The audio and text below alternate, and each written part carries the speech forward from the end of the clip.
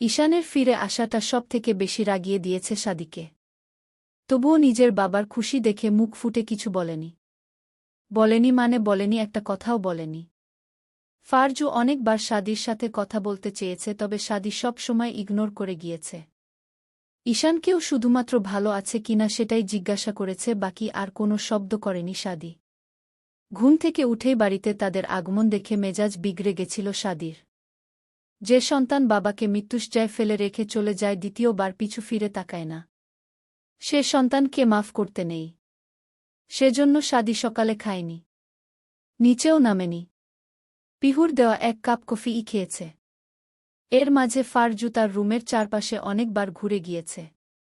শাদি শেষ পর্যন্ত ঘরের দরজা আটকিয়ে দিয়েছে ভিতর থেকে। বিশাল দেয়াল ঘড়ির সময় অনুযায়ী এখন দুপুর 2:11। চৌধুরী বাড়ির বিশাল ডাইনিং টেবিল দুপুর এর খাবার খেতে বসেছে সকলে। শাদি কারোর দিকে না তাকিয়ে নিঃশব্দে খেয়ে যাচ্ছে। সকলে খাওয়ার মাঝে দু-একটা কথা বললেও কথা নেই শাদির মুখে। আতিয়া বেগম জানেন তার ছেলের রাগ সম্পর্কে, তবে তিনি এসব নিয়ে মাথা ঘামালেন না। শাদির প্লেটে ভাত দিয়ে মাংস নামিয়ে দিলেন। পিহুও খাচ্ছে একাধারে, আর মাঝে মাঝে আতিয়া বেগমের সাথে কিছু কিছু কথা বলছে। সবাই খাওয়ায় ব্যস্ত থাকলেও ফাইজ ব্যস্ত পিহুকে দেখার তাড়নায়। খাবার চিবানোর বাহানায় চোরাচোখে অগোছালো পিহুকে দেখছে সে। কালো চুড়িদার, লম্বা চুলগুলো ছেড়ে দেওয়া, মাথার উড়োনা পড়ে গেছে। ছোট্ট চুলগুলো সামনে এসে বিরক্ত করছে পিহুর খাওয়ায়। ফাইজের খুব ইচ্ছা করছে পিহুর ছোট চুলগুলো কানের পেছনে গুজে দিতে, কানের পাশে একটা গোলাপ গুজে দিতে। হুট করেই মেয়েটাকে কেমন ভালো লেগে গেল ফাইজের। দেখতে পিচ্ছি পিচ্ছি লাগলেও তার মনে জায়গা করে নিয়েছে মেয়েটি। ফাইজের চোরা চোখে পিহুর দিকে বারবার তাকানুকেও খেয়াল না করলেও শাদির চোখ তা খেয়াল করেছে। বেশ ভালোভাবেই পরখ করেছে।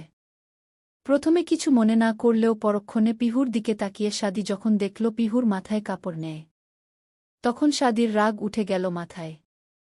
উড়োনা সরে যাওয়ার কারণে শাদির চোখ পিহুর গলার কাছে কালো কুচকুচে তিলটার উপরে পড়ল। এটা ছিল হয়তো কাটা ঘায়ে নুনের ছিটার মতো। শাদি মাখা ভাত পানির গ্লাস উবুর করে দিয়ে হাত ধুয়ে রাগে গজগজ করতে করতে উঠে দাঁড়াল। এই মুহূর্তে মনে হচ্ছে ফাইজের চোখ দুটো তুলে নিয়ে চিবিয়ে খেয়ে নিতে। শাদিকে এমন না খেয়ে খাবারে পানি ঢেলে উঠতে দেখে আতিয়া বেগম এগিয়ে এসে উৎকণ্ঠা হয়ে বললে, এ কি খেলি না, কেন পানি ঢেলে দিলি যে? খাওয়া শেষ আম্মু। কথাটি বলেই শাদি চলে যাওয়া ধরল। আতিয়া বেগম বুঝলেন কি হয়েছে হঠাৎ। তবে এটা বুঝলেন শাদির মেজাজ অনেক গরম, তাই আর বেশি নাড়লেন না।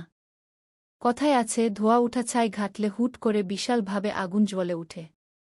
আতিয়া বেগম শাদির মতিগতি দেখে বুঝল ঠিক তেমনই কিছু হবে। শাদি কিছু দূর যেতেই কানে এলো ফাইজের গলা। ফাইজ ধীর অথচ শান্ত কণ্ঠে পিহুর উদ্দেশ্যে বলল, পিহু পানির গ্লাসটা একটু এগিয়ে দাও তো। পিহুও খাওয়া থামিয়ে কপাল কুঁচকে তাকালো ফাইজের দিকে। তারপর পানির গ্লাস এগিয়ে দেওয়ার জন্য হাতে নিয়ে ফাইজের হাতে দিতেই শাদি উল্টো দিকে ঘুরে রাগী কণ্ঠে আতিয়া বেগমের উদ্দেশ্যে বলে উঠল, আম্মু জাস্ট 5 মিনিটের মাঝে ওই স্টুপিডকে আমার রুমে পাঠাবা। আমার যদি না আসে ওর কপালে শনি ডাকবে আজ। শাদি আর এক মুহূর্ত দেরি না করে ধপাধপ্পা ফেলে উপরে চলে গেল। মাথায় রক্ত উঠে গেছে তার। শাদির চলে যাওয়ার দিকে বাড়ির সকলে হাঁ করে তাকিয়ে আসে। কেউ কিছু না বুঝলেও আতিয়া বেগম ও পিহু বুঝেছে কোনো না কোনো কারণ তো আছেই। শাদির কথা শুনতেই পিহুর খাওয়া থেমে গেছে গলা দিয়ে, আর খাবার নামছে না। কোনো মতে পানি দিয়ে জোর করে গিলে নিল গালের খাবারটুকু। পিহুর কলিজা শুকিয়ে গেছে। সে শিওর জানে আজ আবার চড় খাবে। কার মুখ দেখে উঠেছিল কে জানে। তার উপর সে আবার শাদির কোনো পাজা ধানে মই দিল। পিহু চেয়ার থেকে উঠে দাঁড়াতেই ইলিয়াস চৌধুরী পিহুর দিকে তাকিয়ে গম্ভীর কণ্ঠে বললেন, পিহু মাম্নি খাবার থুয়ে কোথায় যাচ্ছ? পিহু জবাব দিতে পারল, মাথা নিচু করে রইল। হঠাৎ পিহুর খেয়াল হলো তার মাথার কাপড় পড়ে গেছে, চুলগুলো উড়ছে। পিহুকে চুপ থাকতে দেখে ইলিয়াস চৌধুরী আবারও বলে উঠলেন, মাম্নি খাওয়া শেষ করো তারপর উঠবা। এখানে আমি আছি, ওর কোনো কিছু বলার সাহস নেই। ইলিয়াস চৌধুরীর কথায় ঈশান ও সুর মিলিয়ে বলল, পিহু তুই কি শাদির চাকর যে শাদি বলেছে আর তুই ভয় পেয়ে উঠে যাচ্ছিস? পিহু কিছু বলার সাহস পেল না। বুক ধুকধুক করছে তার। আতিয়া বেগম ও কিছু বললেন না। আসলেই তো মেয়েটা কি ওর চাকর নাকি যে ওর কথা শুনবে? কথায় কথায় মেয়েটার উপর হাত তুলে। আতিয়া বেগমের ইশারায় পিহু আবার খেতে বসল, তবে তার খাওয়া হল না। গলা দিয়ে খাবার নামছে না। শাদির ধমকে ফাইজ ও ভরকে গেছিল। তবে পরক্ষণে রাগ ও হল পিহুকে ওভাবে ধমক দেওয়ার জন্য। এটাও বুঝল পিহু শাদির বোন। এক কথায় কাজিন সিস্টার। একই বাড়িতে থাকে। এটা স্বাভাবিক বকাশকা।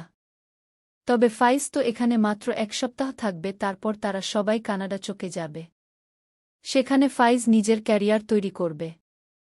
কিন্তু তার আগে ওই পিহুকে তার চাই। ফাইজের লালসা ভরা চোখ ঈশান ও খেয়াল করল, তবে কিছু বলল না। এসবে সে অভ্যস্ত। নতুন মেয়ে দেখলে ফাইজ পাগল হয়ে যায়। আর সেখানে পিহু তো সুন্দরী বালিকা। ফাইজ কি ঠিক থাকবে? যদিও ফারজু নিজের ভাই বা স্বামীর সম্পর্কে সব জানে না, তবে এটুকু বিশ্বাস তার মনে প্রাণে তার স্বামী আর ভাই সব দিক দিয়েই বেস্ট। সবাই এক এক করে খাবার টেবিল থেকে উঠে গেল। ফাইজ টেবিল এ বসে এখনো প্লেটে হাত ঘুরানো পিহুর দিকে হাসল, তারপর ঈশানকে ইশারা করল। ঈশান ফাইজের ইশারা পেয়ে ফারজুকে বুঝিয়ে রুমে পাঠিয়ে নিজে চলল ফাইজের রুমের দিকে। রুমে ঢুকেই ফাইজ ভিতর থেকে দরজার ছিটকানি লাগিয়ে লক করে দিল দরজা। আতিয়া বেগম ইলিয়াস চৌধুরীকে ওষুধ খাইয়ে রুমে শুইয়ে রেখে এসে পিহুর পাশের চেয়ারে বসলেন। সকাল থেকে হাসি হাসি থাকা মুখটা মলিন হয়ে গেছে। দেখেই বোঝা যাচ্ছে পিহু ভয়ে শেষ। আতিয়া বেগম পিহুর ঘাড়ে হাত দিতেই পিহু লাফিয়ে উঠল, সহসা আতিয়া বেগমের দিকে তাকাল। আতিয়া বেগম পিহুকে হাত ধুয়ে উপরে যেতে বললেন। শাদির রুমে আপাতত না যেতে বললেন। পরে যদি ডাকে তখন তিনিও যাবেন সাথে। আতিয়া বেগমের কথায় পিহু কিছুটা ভরসা পেল।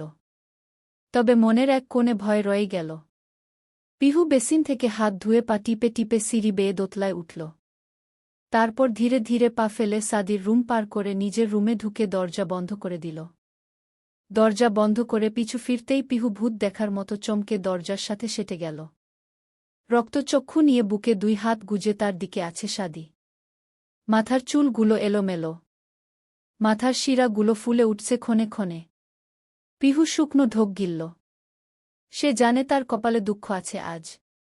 অতি বিপদের সময় চোখের পানিও বেইমানি করে। পুহুর এখন খুব কাঁদতে ইচ্ছা করছে, তবে কাঁদতে গেকেও চোখ দিয়ে পানি আসছে না তার। মনে মনে আল্লাহকে ডাকতে শুরু করল। শাদি বুকে হাত গুজে রেখেই সরু চোখে পা থেকে মাথা পর্যন্ত পরখ করল পিহুর। তারপর পিহুর ভীত মুখের দিকে তাকিয়ে শান্ত কণ্ঠে বলে উঠল, ভয় পাওয়ার কোনো দরকার নেই। আমার দিকে তাকা। কিছু বলবো না। পিহু চোখ পিট পিট করে খুলল। সে এটা জানে শাদি এক কথার মানুষ। আর তার কথার দাম সে রাখে। পিহু চোখ পিটপিট করে খুলতেই শাদি বলে উঠল, আমি জানি আমার উপরে তোর রাগ আছে বা ভয় কাজ করে। তার প্রধান কারণ আমি নিজের রাগ কন্ট্রোল করতে না পেরে তোকে একটা দুটো চড় থাপ্পড় দেই। আর দিব না। জীবনেও না। কিন্তু আমার একটা শর্ত আছে। পিহু বেশ অবাক হল, জন্মের পর আজ প্রথম হয়তো শাদিকে এত ঠান্ডা মেজাজে কথা বলতে দেখছে সে। তবে সে বুঝল ঝড়ের আগে পরিবেশ ঠান্ডা থাকে। পিহু মাথা নিচু করেই বলল, কি শর্ত? অতি সামান্য শর্ত। প্রথমত একটা সেলফি তুলতে চাই। আর দ্বিতীয়ত তুই এই কাগজে সিগনেচার করবি। বলেই শাদি একটা কাগজ এগিয়ে দেয়। পিহু সেদিকে তাকায়, তবা বুঝতে পারে না কিসের কাগজ, তাই আবারও জিজ্ঞাসা করে উঠে, এটা কিসের কাগজ আর কিসের সিগনেচার? এটা দলিল। আর এতে লেখা আমি বা তুই কেউ কারোর লাইফে কোনো সমস্যা করব না। আর আমি তোকে কখনো মারব না। ও আচ্ছা। এখন বল কি করবি, মার খাবি না সিগনেচার করবি? পিহু আর কিছু ভাবল না। মনে মনে বেশ খুশিই হল, এমন কিছুই চেয়েছে সে। শাদি তার জীবনে মাথা না ঘামাক। তাহলে সে নাবিলের সাথে ভালো থাকবে। তবে সেলফি তোলা না নিয়ে কেমন একটা লাগল। তবুও শাদির হাতের ভয়ঙ্কর মার খাওয়ার হাত থেকে বাঁচতে প্রথমে দুজনে একা সেলফি তুলল। সেলফি তোলা শেষে সাদি ক্যামেরায় ভিডিও চালু করে দিল। পিহু কিছু না ভেবেই কাগজে স্বাক্ষর করে দিল। সিগনেচার করা শেষ হতেই সাদি ঠোঁটের শয়তানি হেসে নিজেও স্বাক্ষর করল। তারপর কাগজ আর মোবাইল পকেটে পুরে দাঁড়াতেই পিহু কপাল কুঁচকে বলে উঠল,